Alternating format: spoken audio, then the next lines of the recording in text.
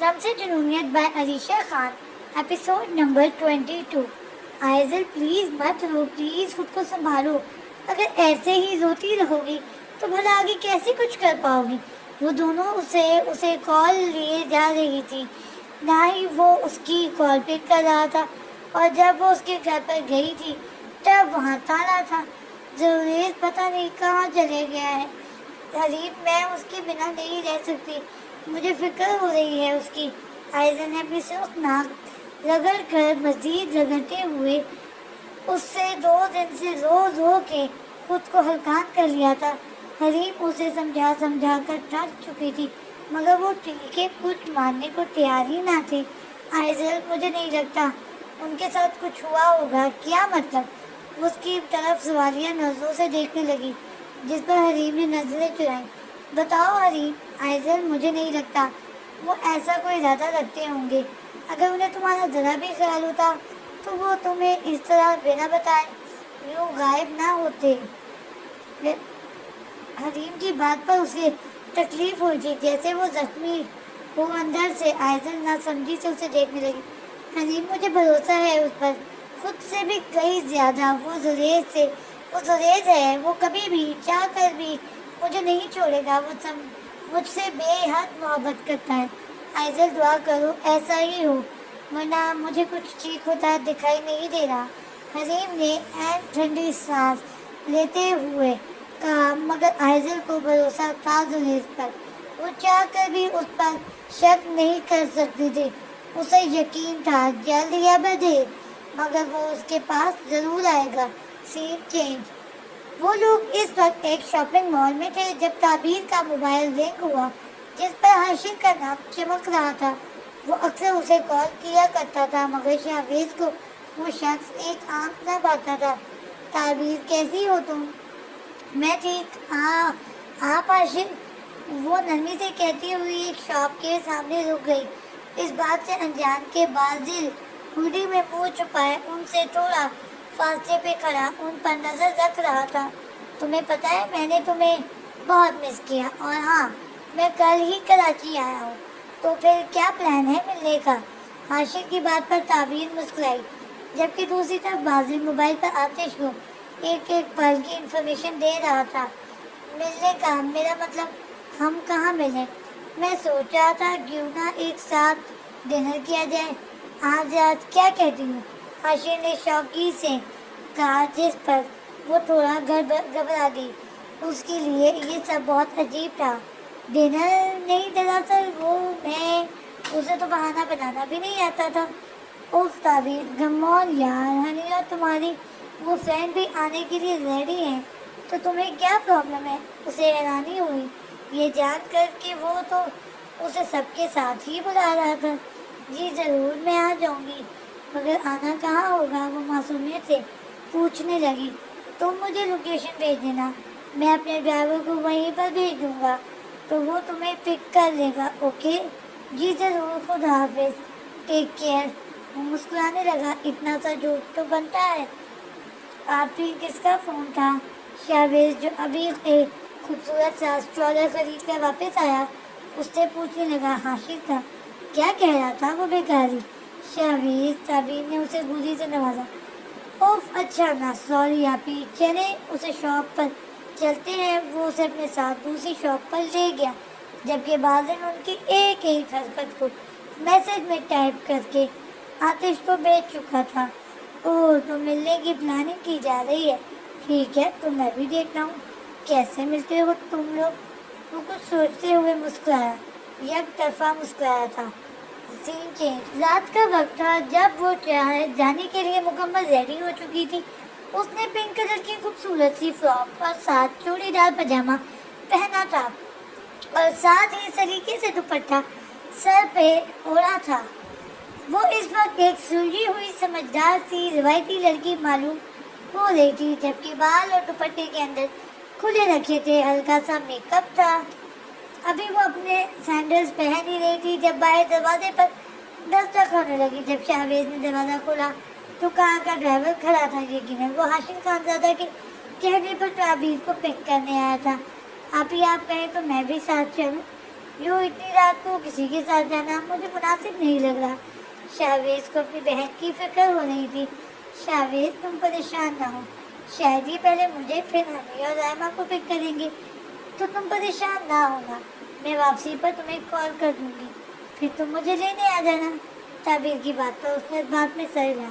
بابا جان میں جا رہی ہوں، اچھا اپنا خیال رکھنا بیٹا، اور واپسی پر بھائی کو بلا لینا، یہ آ جائے گا لینے۔ جی ٹھیک ہے بابا جان۔ افتخار صاحب کو اپنی بیٹی پر پورا بھروسہ تھا۔ وہ آنکھ بند کر کے تعبیر پر یقین کرتے تھے، کوئی چاہ کر بھی ان کے دل میں تعبیر کے لیے شک پیدا نہیں کر سکتا تھا۔ بس یہی بات تھی جو تعبیر کو ہر جگہ آنے جانے کی اجازت تھی۔ وہ اپنا دوپٹہ ٹھیک کرتی ہوئی باہر گاڑی میں جا بیٹھی، جبکہ شاویز اسے جاتا دیکھ رہا تھا۔ تعبیر نے اسے اشارے سے اللہ حافظ کہا، جس پر وہ جواباً مسکرایا تھا۔ سین چینج۔ وہ جیسے ہی اپنے گھر کی طرف رکا، اسے آئزل کی کار دکھائی دی تو وہ سوالیہ نظروں سے اس کی گاڑی کو دیکھتا ہوا کار سے باہر نکلا۔ اپنے مضبوط قدموں سے چلتا وہ اس کی گاڑی کے قریب گیا جہاں وہ ڈرائیونگ سیٹ پر بیٹھی نیندوں میں تھی۔ زہیز نے اس کی گاڑی کا دروازہ کھولا، جس سے وہ اچانک سے چونک کر نیند سے جاگی، مگر برابر بیٹھے شخص کو دیکھ کر اس کی جان میں جان آئی تھی۔ ڈارلنگ تم یہاں اس وقت؟ زہیز، وہ اس کے سوال کو نظر انداز کرتی ہوئی اس کے گلے لگی، جس پر وہ حیران ہوا۔ کچھ دیر بنا وہ کچھ کہے یوں ہی اس کے گلے لگی رہی، مگر اپنی شرٹ کو گیلا محسوس کرتے ہوئے زہیز نے اسے خود سے دور کیا تو اس کی آنکھیں نم تھیں۔ آئزل کیا ہوا، تم رو کیوں رہی ہو؟ اسے ایسا محسوس ہوا جیسے اس کا دل کسی نے مٹھی میں دبوچ لیا ہو۔ آئزل نے سرخ آنکھوں سے اسے دیکھا۔ زہیز کہاں چلے گئے تھے تم؟ اور تم کال بھی کیوں نہیں کر رہے تھے؟ اس نے بمشکل یہ سوال کیا۔ سو سوری ڈارلنگ، تمہیں بتانے کا موقع نہیں ملا۔ ایکچولی ہم سب دوست ایک ساتھ دوسرے شہر گئے ہوئے تھے۔ زہیز کی بات پر وہ ناسمجھی سے اسے دیکھنے لگی۔ دوسرے شہر؟ ہاں آئزل، وہ ایک پرانے دوست کی شادی تھی، تو بس اسی لیے، اور وہاں بہت مصروفیات تھی تو کال پک کرنے کا موقع ہی نہیں ملا۔ زہیز کی بات کرنے کے انداز سے صاف واضح ہو رہا تھا جیسے ان دنوں سے ایک بار بھی آئزل کی یاد نہ آئی ہو۔ ایسی بھی کیا مصروفیت کہ تم مجھے ہی بھول گئے؟ اوف سوری نہ ڈارلنگ، چلو اب آنسو صاف کرو۔ زہیز نے شہادت کی انگلی سے اس کے رخساروں پر بہتے آنسوؤں کو صاف کیا۔ اب بتاؤ کیا ہوا ہے، کیوں اتنا تم رو رہی ہو؟ کیا میرے بنا جینا مشکل ہو گیا ہے؟ آخری سوال، آخری الفاظ پر اس نے یک طرفہ مسکراہٹ اچھالی، مگر وہ اب تک خاموش تھی۔ بتاؤ آئزل کیا ہوا ہے؟ زہیز، وہ ڈیڈ، کیا ہوا انہیں؟ زہیز، ڈیڈ کسی ارتضا نامی شخص سے میری شادی کروانا چاہتے ہیں۔ اپنے الفاظ مکمل کرتے ہوئے ایک بار پھر اس کی آنکھیں نم ہونے لگی۔ زہیز آئی برو کا زاویہ بنائے اسے بے یقینی سے دیکھے جا رہا تھا۔ کیا مطلب شادی، وہ بھی اتنی جلدی؟ مگر کیوں؟ مجھے نہیں پتا، ڈیڈ کہتے ہیں کہ وہ میرے لیے بہتر ہے، اور ڈیڈ مجھ سے میری رضامندی بھی نہیں پوچھ رہے، بلکہ وہ زبردستی مجھ پر یہ فیصلہ مسلط کر رہے، جیسے جیسے وہ اسے بتاتی جا رہی تھی۔ زہیز کا غصہ اس کے چہرے کے بدلتے رنگ سے واضح ہو رہا تھا۔ زہیز کچھ کرو، تم ڈیڈ سے بات کرو، کچھ بھی کر کے یہ سب رکوا دو پلیز، میں تمہارے بنا نہیں رہ سکتی۔ وہ ایک بار پھر اس کے گلے لگی تھی۔ اس کی قربت سے مخالف وجود کے چہرے پر آیا غصہ پل بھر میں کہیں غائب ہوا تھا۔ تم پریشان نہ ہو، مجھے کچھ وقت دو، میں سب ٹھیک کر دوں گا۔ زہیز نے اس کے بالوں میں انگلیاں پھیرتے ہوئے کہا۔ آئزل کو یقین تھا اس پر، وہ اس کی سب سے بڑی طاقت تھا، ایک وہی تھا جو سب کچھ ٹھیک کر سکتا تھا۔ سین چینج۔ انہیں نکلے ہوئے تقریباً 10 منٹ ہی ہوئے تھے کہ گاڑی کی اسپیڈ نارمل تھی۔ شروع میں تعبیر کو بہت عجیب محسوس ہو رہا تھا، مگر ڈرائیور کی طرف سے کوئی بھی غیر مناسب حرکت نہ پا کر اب وہ کافی بہتر محسوس کر رہی تھی۔ ابھی ان کی گاڑی روڈ پر درمیانی رفتار پر چل رہی تھی جب تعبیر کا موبائل رنگ ہوا، جس میں عاشق خانزادہ کا میسج چمک رہا تھا، مگر پیروں تلے زمین تو تب نکلی جب اس نے میسج کو مکمل پڑھا۔ اسے لگا اس کا دل بند ہو جائے گا۔ ابھی وہ ڈرائیونگ کی طرف دیکھتی جب ڈرائیور نے شیشے سے اس کے ارادے بھانپتے ہوئے گاڑی کو دوڑانا شروع کر دیا۔ تعبیر کو لگ رہا تھا اب اس کی سانسیں بند ہونے لگی ہیں۔ عاشق کا میسج کچھ یوں تھا، تعبیر آئی ایم سوری، مجھے آج ایک امپورٹنٹ کام آ گیا ہے تو آج ہم نہیں مل پائیں گے، تم انتظار مت کرنا، 1-2 دن میں بے فری ہو کر میں تمہیں ملنے بلا لوں گا۔ اگر یہ تمہاری زندگی ڈرائیور آشف خان زادہ نے نہیں بھیجا تھا تو پھر یہ شخص کون تھا؟ گاڑی روکے، تعبیر نے ہمت کر کے اسے سخت لہجے میں کہا، مگر گاڑی کی اسپیڈ آؤٹ آف کنٹرول ہوتی جا رہی تھی۔ میں نے کہا گاڑی رکھیں، کون ہے آپ؟ اس کا دل کسی نے مٹھی میں دبوچ لیا تھا، جیسے اس کی آنکھوں سے بے تحاشا آنسو بہتے ہوئے اس کے نرم رخسار پر رقص کر رہے تھے۔ آپ کو اللہ کا واسطہ گاڑی روکیں، میں کون ہے آپ؟ کہاں لے جا رہے ہیں مجھے؟ تعبیر کو کچھ غلط ہونے کا احساس ہو رہا تھا، کیونکہ اب گاڑی زور سے ٹرن مار کر ایک سنسان سڑک کی جانب دوڑ رہی تھی۔ تعبیر کا دل زوروں سے دھڑک رہا تھا۔ ایسا نہ کریں، آپ کو اللہ کا واسطہ ہے، کچھ تو رحم کریں، کہ آپ کے یہاں کوئی بیٹی نہیں ہے جو آپ ایسا؟ اس کے لیے مزید کچھ کہنا مشکل ہو چکا تھا۔ بی بی جی آپ پریشان نہ ہوں، آپ کی جان اور عزت کو کوئی نقصان نہیں پہنچے گا۔ ڈرائیور کی بات پر وہ حیران ہوئی، کیا وہ سچ کہہ رہا تھا یا پھر یہ محض ایک جھانسا تھا؟